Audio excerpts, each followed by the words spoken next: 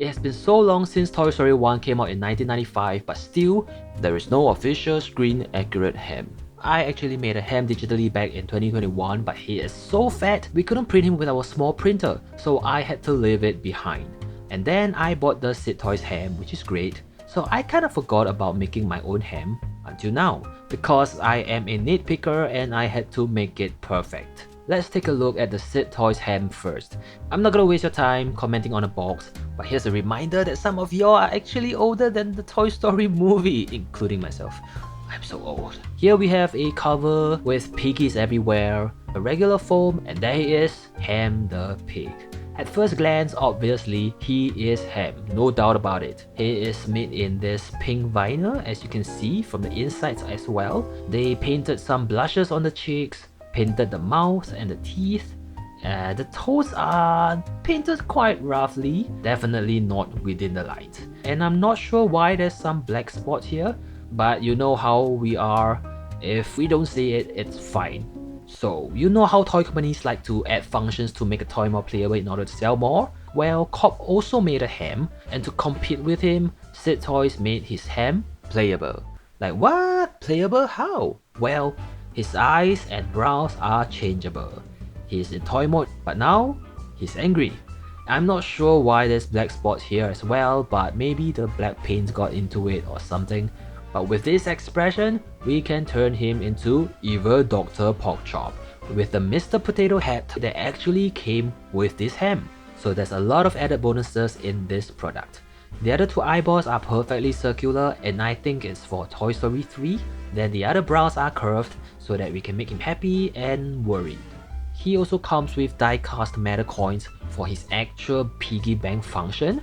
They come in gold and silver, 2 each. They are so well made, they look like coins you could get from like Disneyland. But to me, there's no point to these bonuses if the actual thing is not accurate, like the eyebrows. Because of the extra functions, it's really obvious that there's a hole here, and it's just really unsightly. But the main issue is that he is made with soft vinyl, which I don't usually mind, but if that's the reason why the surface is uneven, then no thank you. And lastly, I think he's just too big. Like he looks massive beside Mr. Potato, but he's not like that in the movie.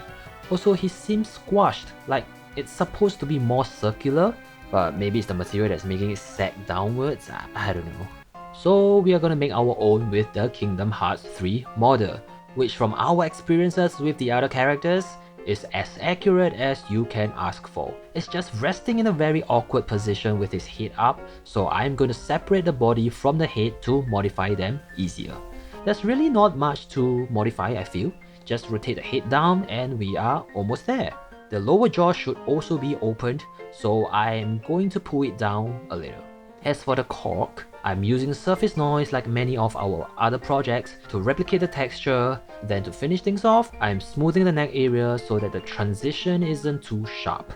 And that's it. Wow, this might be the easiest mod we have ever done. Now comes the slightly harder part, determining his actual size. I have my Mr. Potato head here for size reference, and I also scanned the Sid Toys Hamm, which is definitely too big as you can see here. I'm mainly comparing him with this picture, hoping to find a sweet spot between Hamm and Potato. I also threw in our alien to compare him with Hamm, and I think he looks okay.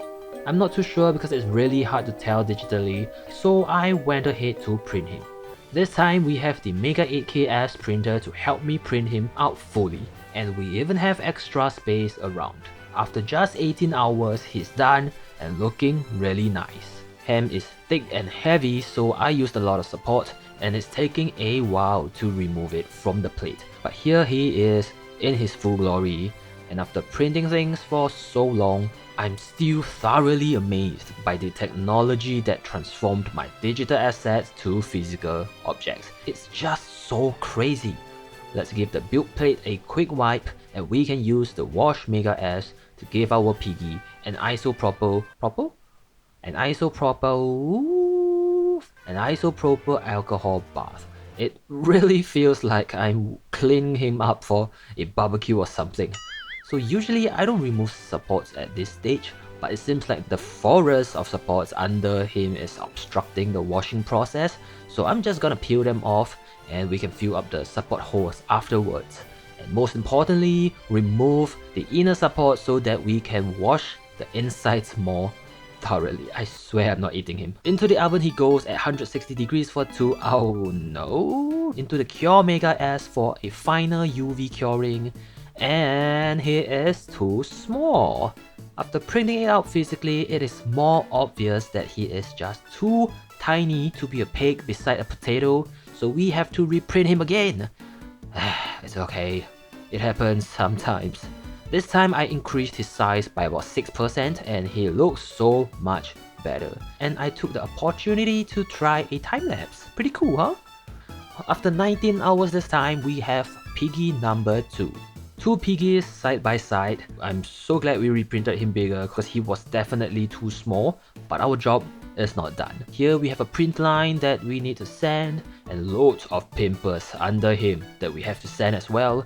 Even above we have some steppings, weird artifacts all over the place that we have to sand. I'm going to pull out some of his intestines first as much as I can and snap off some protrusions for easier sanding. And it's time. We can't avoid it. It makes our life harder, but it does make everything look smooth and nice.